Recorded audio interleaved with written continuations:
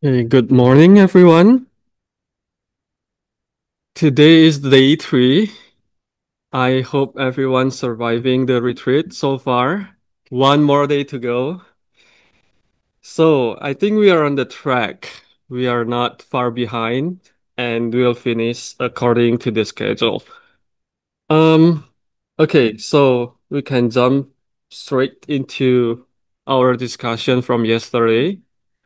So we were talking about the fivefold taxonomy in the Northern Abhidharma system. And this fivefold taxonomy is very, very important and universal, especially in the Abhidharma system. And they consist of form, thought, thought concomitants or mental factors, conditioned forces dissociated from thought, and unconditioned. So this five taxonomy is arranged to establish all dharmas, all phenomena. So if you want to think about all the categories, all the elements in the world, it can be summarized within this fivefold taxonomy. All right. Moving on, the fivefold taxonomy across tradition might differ, but only subtle differences. So, for example, in the Abhidhammata Sangaha from the Southern tradition that many of you might be familiar with, when we speak of Abhidharma, maybe you are referring to this Southern tradition. They only have fourfold taxonomy, not five. But in the Northern Abhidharma tradition, they have fivefold, as you've just seen in the previous slide. And then in the Mahayana Yogacara Abhidharma or Yogacara tradition, they also use fivefold taxonomy. So the framework to establish all Dharma are basically the same, which are fivefold, but with the exception of fourfold in the Southern tradition. However, the content of each framework, the content within the fivefold taxonomy might be different, as you can see on your handout. If you take a look on the handout, you can see there are three different traditions which are from this Abhidharmata Sangaha from the southern, if you want to make a note there. And then Abhidharma Kosha is from the northern, and Yogacara is Mahayana. And the one that we are going to focus is actually the middle one, the Abhidharma Kosha, which is the exact northern Abhidharma. Yogacara on the right column is not northern. It's northern, but it's already within the Mahayana sphere. And then the very left column, Abhidhamata Sangaha, it's considered from the southern tradition. So I don't know. Maybe some of you might be familiar with the southern tradition. Some of you might be familiar with the northern tradition. So I won't use any words that something like the tradition that you're familiar with because everybody's different. So if we take a look at the Abhidhamata Sangaha, we have fourfold, consists of form, mind, mental factors, and unconditioned. Do you notice or still remember from the previous slides what's the difference between the fourfold and fivefold? What's missing there in the fourfold taxonomy compared to the fivefold? Both have form, right? Number one is okay. Both have the mind or thought, it's okay. Both have the mental factors or the thought concomitants, so it's okay. So what's missing in the fourfold tradition? Number four, which is what is the number four? If you still have that, okay.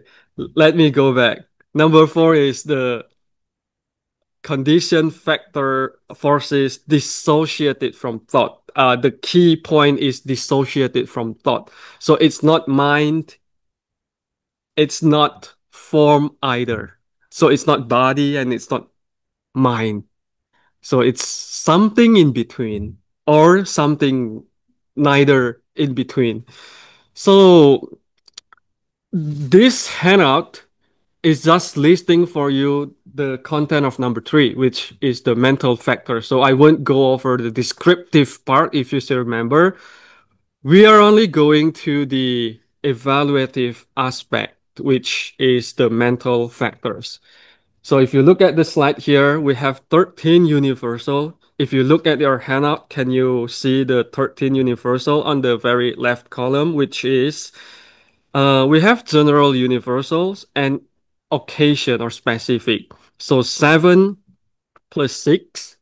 Let me show you so that the people online can see. Okay, so we have from here to here, right?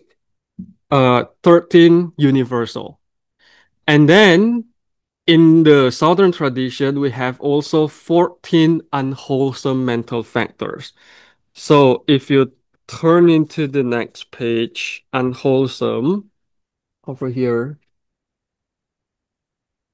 Okay, so we have 1, 2, 3, 4, unwholesome universal, plus 10, if you look at this, unwholesome occasionals or derivative afflictions or minor unwholesome.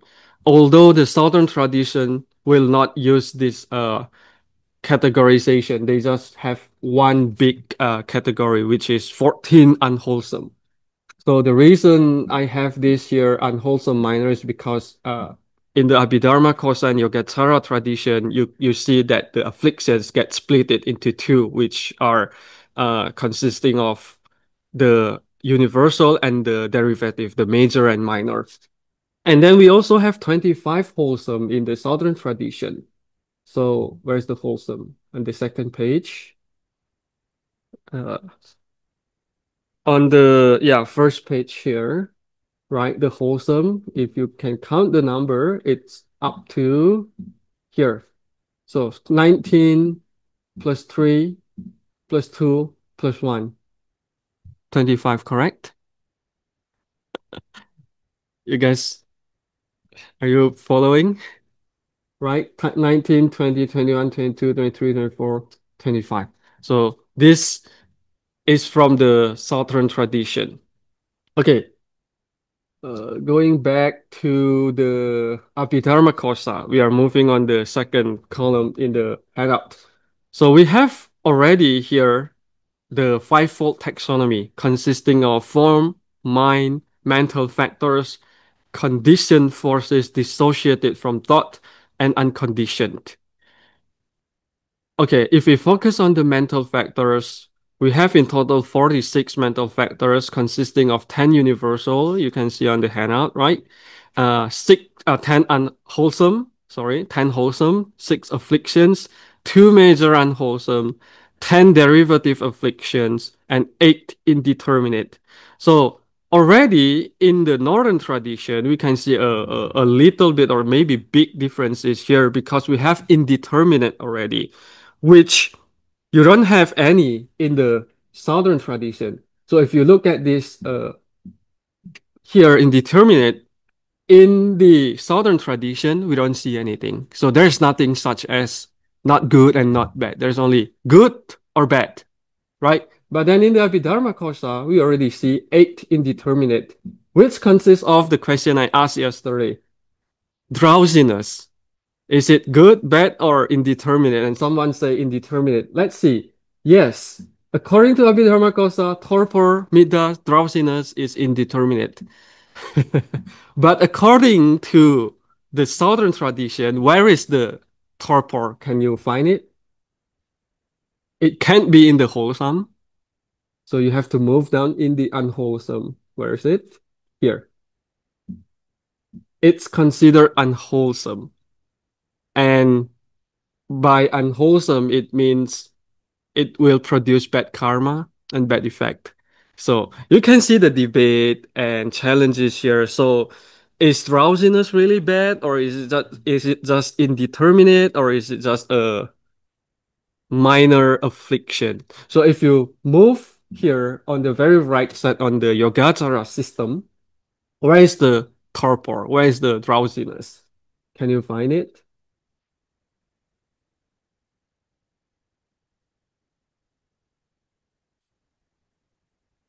Where is it? Indeterminate, right? The same as Abhidharma Kosa.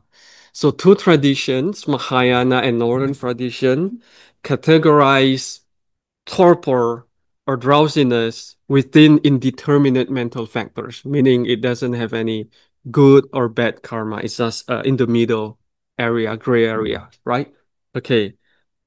And then we have 10 wholesome in the kosha, which you can count here. 10. Okay. And then we have 6 afflictions. And by afflictions, if you turn to the second page, you can see it's under the unwholesome universal, or it's called afflictions in the Northern tradition. So we have only 6 afflictions. And then we have two major unwholesome in the Northern tradition, which are shamelessness and fearlessness of wrong. This is very common couple in within the Buddhist tradition, which in Pali it's called hiri and ottappa. When someone wants to do something bad, if you don't have any shamelessness and fearlessness of doing something wrong, that's the reason why people commit bad actions, because they don't consider the consequences and so on. Someone who don't commit any bad deeds is usually because they have shamelessness and fear of wrong, right? The reason you don't want to steal anything until today is because you know that it's the same thing to do and there's a consequence after the action. And then we have 10 derivative afflictions, which is here. 1, 2, 3, up to 10, right? And lastly, we have 8 indeterminate. Okay, moving on, as a comparison to the Yogacara system, it consists of 100 Dharma in the fivefold taxonomy, form 11, mind 8, because you know Yogacara tradition is very famous with the 8 consciousness, or it's called alaya, and then mental factors consisting of 51 in total, and conditioned forces dissociated from thought and unconditioned, which are 6. If we look back in the Abhidharma Kosha, the unconditioned Dharma has only 3. But then moving on to the Mahayana, it's expanded into 6.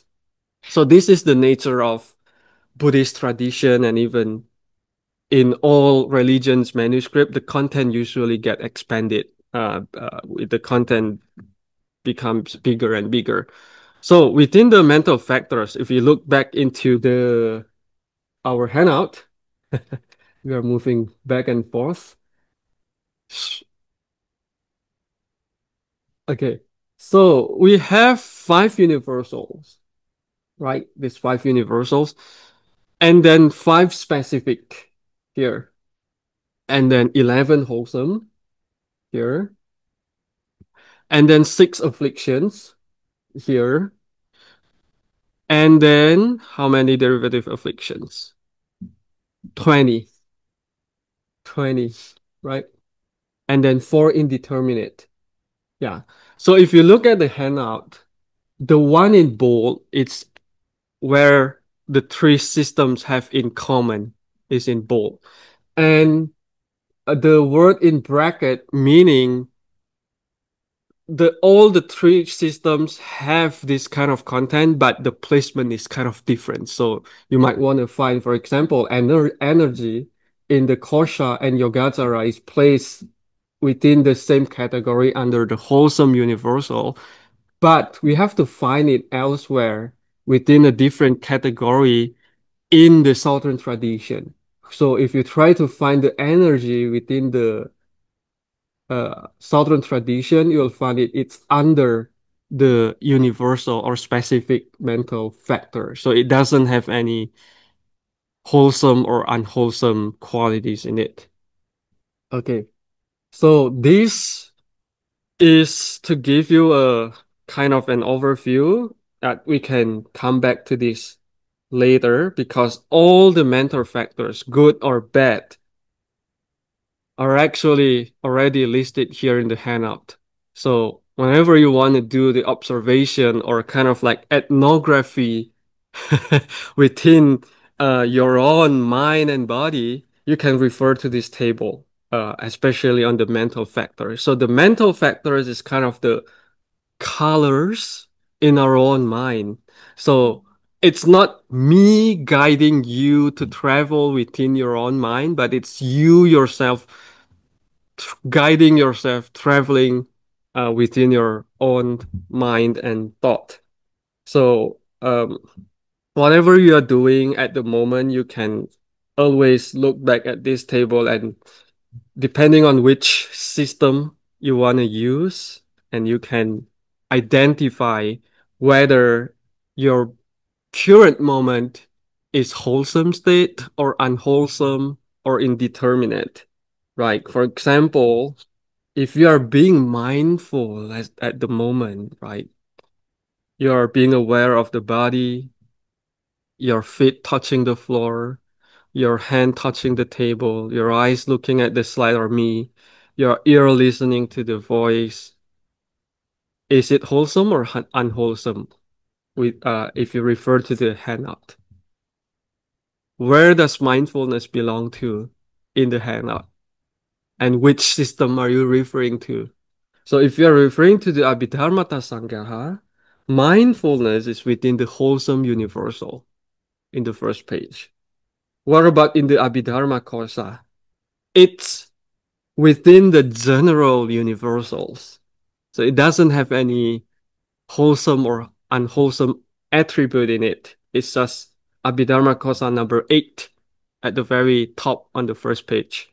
If we move to the Yogacara system, where does mindfulness belong to? It belongs in the occasionals or specific, meaning mindfulness is not the mental quality that always arises. You have to make an effort to bring about mindfulness. So it's different. So why are there differences between the system? Welcome to the Buddhist scholastic tradition, where differences are expected, right? So moving on. Okay, we come back to our 7 books of Northern Abhidharma. So now I hope you are clear already that whenever we talk about Abhidharma, it's a very, very diverse systems. So we can't just talk about, oh, I learned Abhidharma, I know Abhidharma, and then I'll be confused because I'll ask you, which Abhidharma are you studying? Which Abhidharma are you referring to? The Southern tradition, the Northern tradition, or the Mahayana tradition, right? Even within the Northern tradition, we have 7 books. Which one are you referring to, right? So these 7 books can be categorized within usually the traditional way to explain it is being one body with 6 feet of literature. So the body is the one in blue box, which is the foundation of knowledge, and then the 6 feet are all these 6 books that belong to it. So it's kind of like make up a person with the head or the body and the 6 feet. Okay. A little bit of the content summary. This is just an overview, but I just want to bring your attention that within the 6 books of Abhidharma, the beginning of the fivefold taxonomy of all factors can be found in the 5th book, which is the Prakarana Pada, right? The periodization of these 7 Abhidharma books and even the later Abhidharma, it all begin with the simple expository, which is the first 2 books of Abhidharma called Sangiti Paryaya and Dharma Skanda. This is the very basic form of Abhidharma. And then it moves on to the body, the jnana prasthana. And then it moves on to the polemical texts such as in Vipassana, which I'll show you later on what's about Vipassana. And then dialectical expository, which is one of the examples is Abhidharma Kosa Bhashya, the second column in your handout. This is a more mature form of Abhidharma. It consists of all the previous periods, listing, commentating, and even debating with other traditions within the same northern geographical place.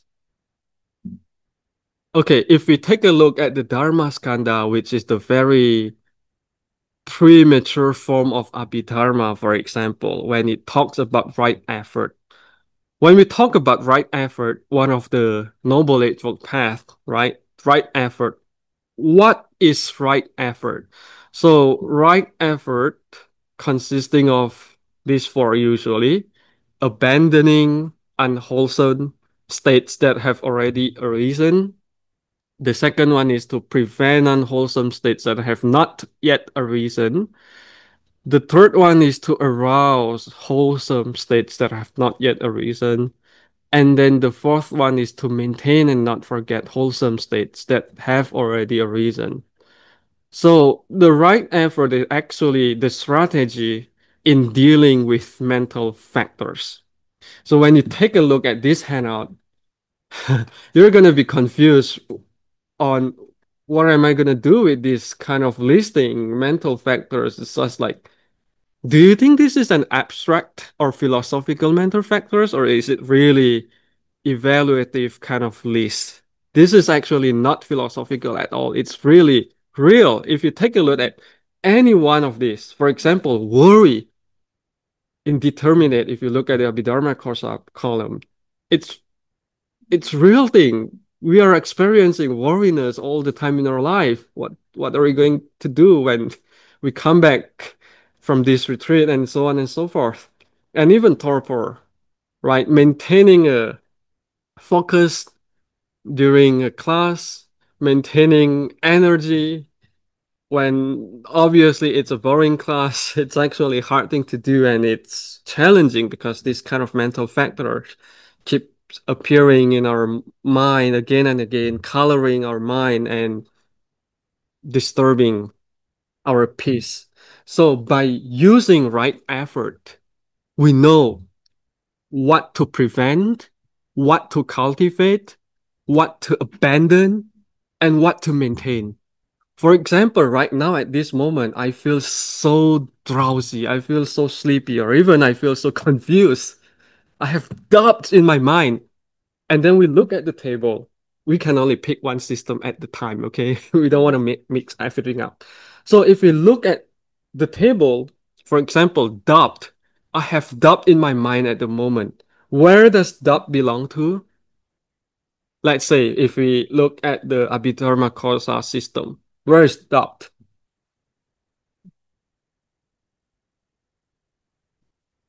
Any luck finding doubt? Indeterminate. So since it's indeterminate, right? It's not good and it's not bad, and we are applying right effort right now. Which right effort should we use? Because indeterminate is not a good thing. In doing our practice of Buddhism, we need to always bring about wholesome qualities in our mind, and we need to always get rid of unwholesome qualities in our mind. So since it's indeterminate, it's not good enough yet, we need to bring about number three, or even number one, either one. So for example, if we want to use the number three, we need to arouse wholesome states that have not yet arisen. So to counter doubt in our mind, we need to bring about which mental factors within the table. So if you take a look at the table, right? If you take a look at the wholesome universals, so since at the moment we are having doubt, what kind of mental qualities that I can bring about to counter the doubt? For example, faith. Although I still cannot understand the topic fully yet, but I can bring about my faith in the teaching of the Buddha, in the teaching of the past teachers. Or even I can bring about equanimity and tranquility so that the doubt does not pollute our mind, but instead we are replacing the doubt with equanimity and tranquility and so on and so forth. So we have to play with these mental factors as we move on into our retreat throughout the day. I know morning session is kind of beneficial for me because I'm teaching a complicated stuff, but your energy is still at its peak in the morning. You just had your breakfast and coffee, right? But then later on in the evening, in the afternoon, after you have your lunch, right, it started to become really, really hard to focus unless you ask question, right? There's different voices, not just a monotone voice coming up from in front here to you. It's get really hard to maintain focus. Yeah, and that's the opportunity for y'all to take a look at the handout and to observe what am I having in my mental state right now, and what should I do to fix it. It takes right effort. Okay, so we can skip here for the moment. And then now we are moving to the Sangiti Sutta. So this is also another early form of Abhidharma in which they are commenting on the text. So in the Sangiti Sutta, it says there are five faculties, namely faith, energy, mindfulness, concentration, and wisdom. So this is not related to the mental factors on your handout, but you can still find all these mental factors in your handout, right? So the fivefold taxonomy in the Abhidharma system is trying to cover all the mental factors mentioned in the sutra, right? So, for example, this is another set of categorization in which this five is categorized as five faculties. So it's not in the table, it's not in the handout, but still you can find it within a different framework. You get what I mean? So if you look at faith, where is faith in the table, you can find it. Oh, this is wholesome universal, right? Where is energy? Oh, it's here. Where's mindfulness? So each mental factors is already here in the handout provided to you. And then the commentary, it's kind of try to explain it a little further. What does it mean by faculties, by these five contents? So it says, what does faculty mean? Faculty means the same thing as control. The faith faculty belongs to those who have control to faith.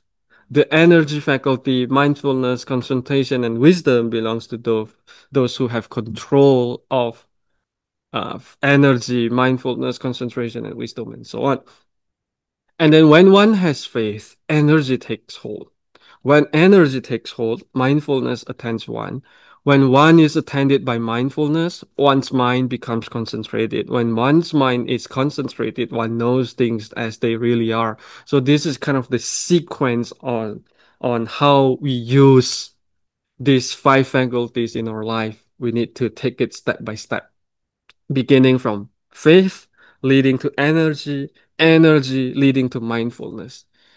So if you think about it, what's important in studying and practicing Buddhism, it's all begin with faith, just as any other religion, because Buddhism is a religion. Still remember the very first day in the very first introductory point that I said Buddhism is a religion, and religion needs faith as opposed to any other subjects or fields in the world. Physics doesn't need faith, history doesn't need faith, but religion needs faith. And then the commentary further on says, one should relate to the faith faculty as toward one's mother. One should relate to the energy faculty as toward a servant. A comparison may be made to an army for all five faculties. One should relate to the mindfulness faculty as toward a treasurer, to the concentration faculty as toward a king, and to the wisdom faculty as toward a guru. Again, we see an analogy here. So if you are having a difficulty in understanding faith, just think of it as a mother. What's our attitude toward our mothers? Of course, we have faith. If you get lost in a foreign place, mother or parents is our faith where we belong to, right? We seek refuge to the Buddha, Dharma, and Sangha as if they are our parents. Our parents never fool us. And then energy faculty is like a servant. If you think about servant, what should a servant do to his masters? Energy. They have to wake up earlier before the master and sleep after their master is going to sleep. And then mindfulness is like a treasurer. Why? Why the text use treasurer as a simile to mindfulness? Because mindfulness is kind of treasurer. What's the job of a treasurer? To count the money, right? You count every income and outcome without any missing. Any 0.1 dollar is a big deal, especially in a big company. So our mindfulness works the same way. We notice every thought and every mental factors that's coming in our mind and coming out in our mind. So whenever there is any bad qualities in our mind arises, we immediately notice that, right? Whenever they're gone, we also notice that. So this is the basic practice of mindfulness. Like mindfulness is in meditation. When we meditate, we just aware of our own body, mind, and surrounding. And then the faith faculty is said to be proper conduct. The energy faculty is nourisher of concentration. Mindfulness is the nourisher of wisdom. The nourishment is the path. And then the commentary is also trying to mix and match these five faculties within another framework that is already available in Buddhist tradition. For example, they are trying to place the five faculties within the framework of three divisions of learning, which are the conduct division, the concentration division, and the wisdom division. So it looks like this, right? These are the three training, right? Morality, concentration, and wisdom. So faith belong to the morality practice, energy and concentration belong to the concentration practice, wisdom and mindfulness belongs to the wisdom practice. Moving on, they also try to place the five faculties within the Noble Eightfold Path framework. So Abhidharma scholars, the teachers from the past, is kind of like scholars. They try to kind of like engineers, right? They kind of mix and match this content into several different frameworks that are already available in Buddhism. So it's gonna look like this. We have our Noble Eightfold Path, and where are these five faculties belong to? We can see the wisdom faculty is within the right view framework, and then faith faculty is belonging to 2 to 5 within the Noble Eightfold Path framework, right? Intention, speech, action, and livelihood. Energy to energy, mindfulness to mindfulness, and concentration to concentration. Of course, if we look at the way they place it, it's kind of weird, right? Why is wisdom only right view, but right intention is in the faith? Whereas usually within the three training framework, we have wisdom consisting of right view and right intention. Yeah. So if you ask me, why are there differences in a Abhidharma system? Have you known the answer? Welcome to the Buddhist Scholastic tradition, where differences are expected. If there's no differences, it's not Buddhist Scholastic tradition. So this is kind of uh, to introduce to you that actually in the Abhidharma era at that time and even until today, we'll see a lot of differences. But if you take a look, if you study the Sutra and Vinaya, the ideological view might be more uniform because they try to fix everything down. They try to make everything simple rather than to complicated thing. But the Abhidharma scholars, especially from the Northern tradition, they try to complicate things. But there are purpose for that, of course, because they try to present not only one single view, because, you know, not every one single view is accepted by everyone. That's why if we frame this in a political point of view, also we can't live with only one single party in the country, right? There must be some different voices so that this country is kind of become democratic. Otherwise, it'll be monarchy. And the same within the history of Buddhism, because the Buddha, when he was alive, he didn't explain every single verses that he spoke, right? So, for example, the Buddha just mentioned that live in the present moment. He didn't say that the past exists or not. Neither did he say that the future exists or not. So it leaves rooms for later scholastic tradition to kind of interpret what does the Buddha means when he says live in the present moment only. Is it because the present moment is the only existence, or is it the present moment is the most important moment without neglecting the existence of past and future? Make sense? Okay. Okay. Now, this is one body and 6 feet that you've just saw. The commentary of the one body literature here is called Mahavipasa.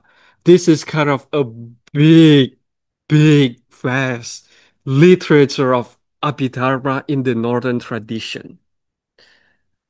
So, if you want to know what's kind of the representative thought of Northern Abhidharma tradition, first we have to take a look at the Mahavipasa Abhidharma, right? So what is important features of Mahavipasa? First, the idea of intrinsic nature. In the Mahayana teaching, we often say that there is no inherent intrinsic nature or inherent nature. There is only emptiness, right? But then we started to argue what is intrinsic nature, though? What is inherent nature? So the starting point before studying Mahayana Buddhism is to study Abhidharma first, because Mahayana point of view a lot of the time is built upon Abhidharma literature. So we are kind of step one back backward to see actually what's going on before the rise of Mahayana. There is this kind of movement that believe there is intrinsic nature of all things.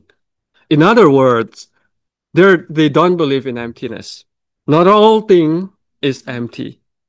What is empty? No, nothing is empty. Everything must have intrinsic nature, or it's called swabhava. So there are two kinds of existence. First, real entities, such as aggregates, elements, and sense-based. Remember this triadic set that consists of composed of a human.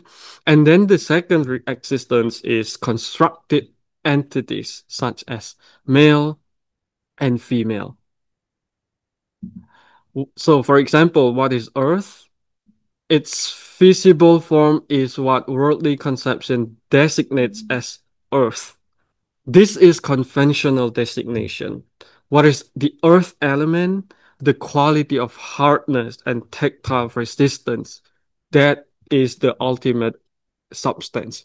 So while there is nothing as male or female or person, but if we break it down to the aggregates, to the smallest um, particle in a human, they exist. The five aggregates exist.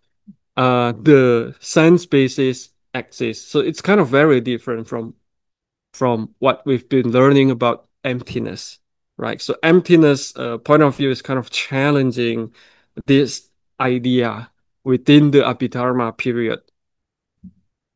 And there are two types of self. Self as dharma, meaning that the handout that you have all of these 52 mental factors, 46 mental factors, 51 mental factors, each of these mental factor exists. They're not empty.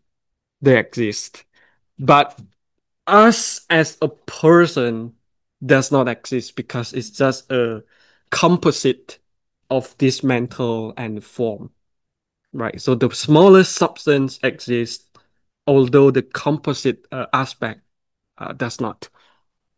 And then the second type of self is self as person, notion of enduring individual. This does not exist. The second important feature of Abhidharma is the concept of atom or paramanu in Sanskrit. The intrinsic nature or swabhava of all dharmas is classified into five categories, which are the fivefold taxonomy. The material dharmas are divided into four great elements, five sense faculties, five sense objects for invisible or unmanifest form. This is kind of within the fivefold taxonomy under the form aspect. And all of these material dharmas, except for three unmanifest form, as perceived in ordinary experience, are actually composite masses made up of countless accumulations. When one analyzes this further, down to what can no longer be divided, that ultimate indivisible particle is called atom, just like our modern science understanding of atom, right? So a little bit comparison.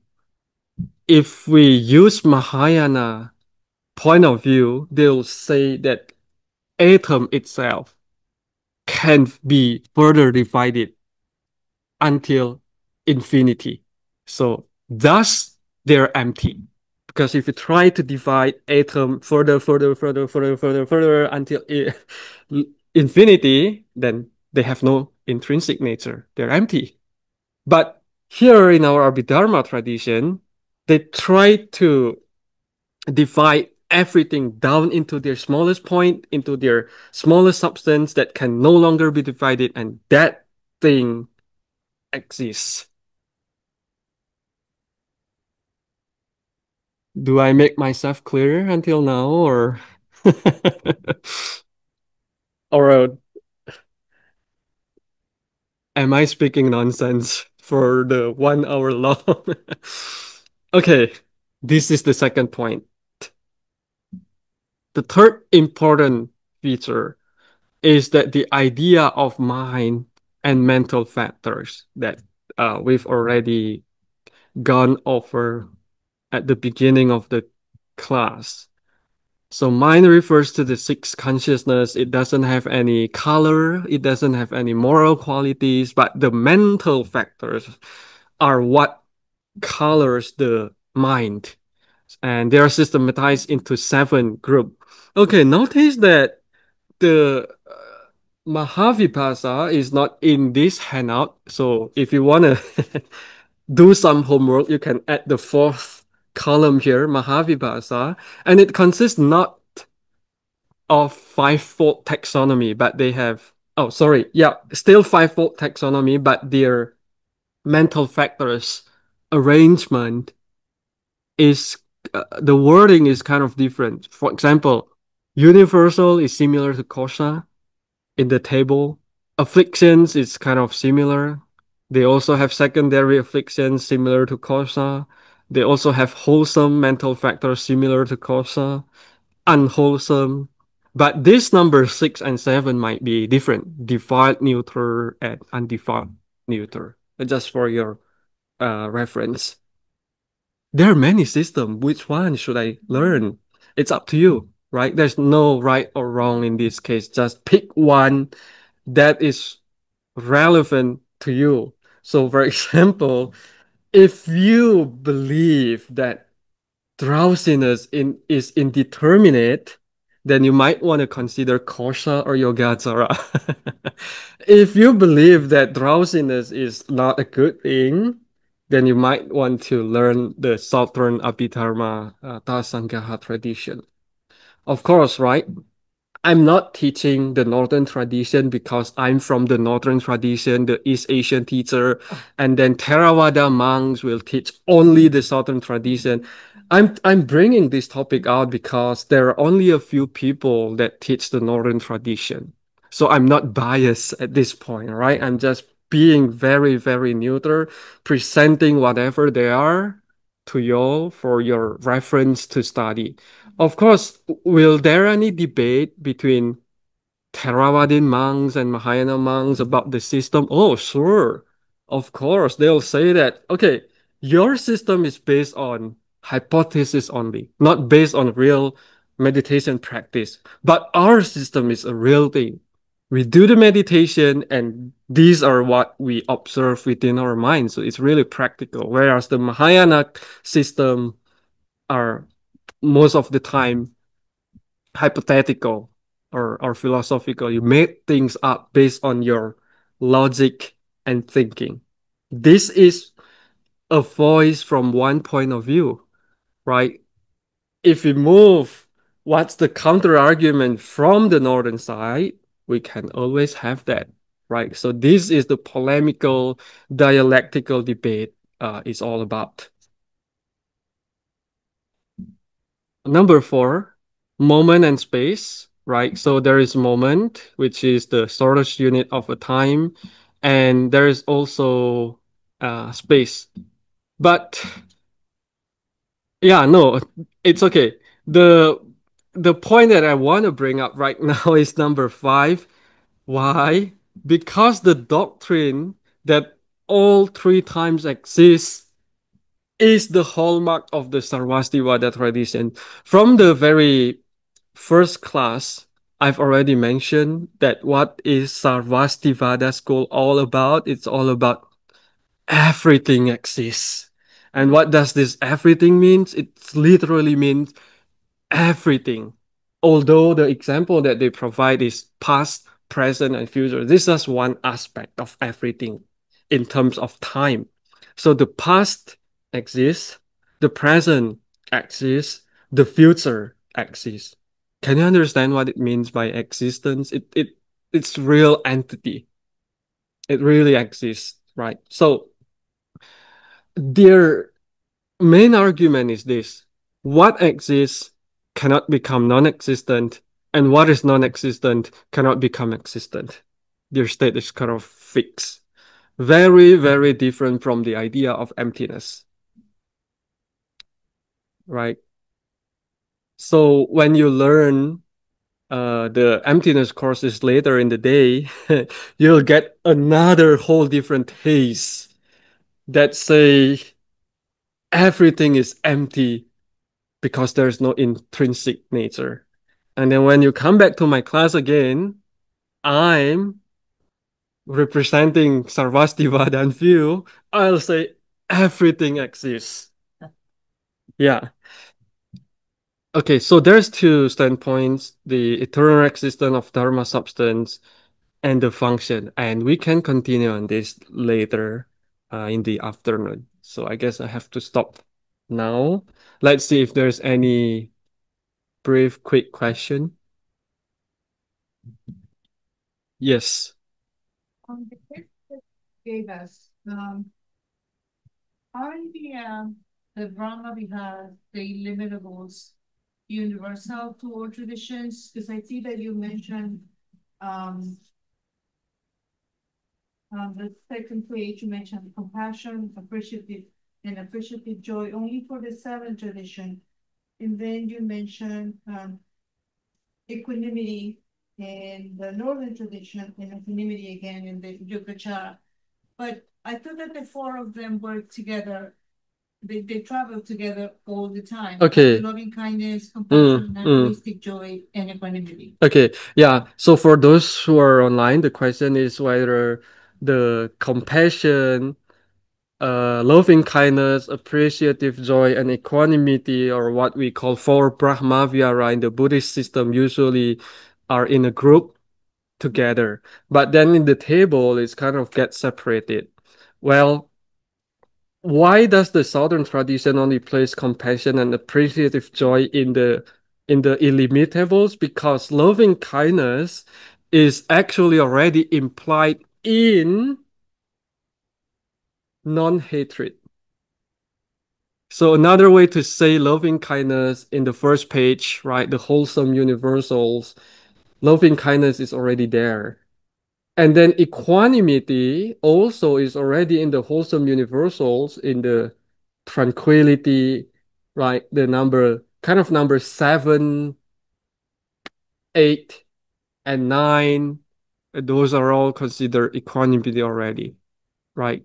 And also we have to be aware in mind that the four Brahma Vihara is the framework in the sutra.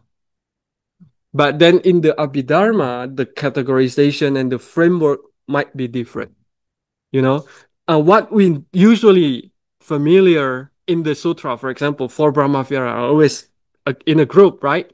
But then in Abhidharma, there it doesn't work this way. They kind of break down those four things and then recategorize them into their appropriate uh, placement, whether they are illimitables, non-delusion, unwholesome or wholesome, major or minor. Any other question? I see someone typing online. Okay. Oh no, that's previous one. Any more question? Okay, sure. You past, present, and the future all exist. Okay. So how Abhidharma present with the past is this? Is like a spiritual or Okay. The question is, oh, yeah, the question is, not I mentioned, they mentioned, this is not my point of view. Sarvastivadin mentions that past, present, and future exist. What does it mean by past exist and future exist? So actually, we'll cover this later. Yeah, it means it. So in brief, it actually means that what have already arisen is called the past. What is yet to arise is the future. is still the condition and cause. It's still the condition and cause. Of course, they're not heretics. They're still Buddhism. So the core teaching is still in agreement with the sutra. Yeah. We all know the emptiness is much easier. Emptiness is much easy. Yes, we are coming back to the idea of relatable and relevant. Emptiness is relevant to you, that's why you feel it's easy. But for some other people, that might not be the case. Yeah, it's okay. Yeah. But to bear in mind, whenever we pick one dharma, we can focus on one, but don't abandon the others. You know what I mean? Although you are more leaning toward emptiness, but you can still kind of study the other things with a kind of positive attitude rather than just rejecting all at once. Okay? Okay, any more question? Okay. All right, we can end the class now. Thank you.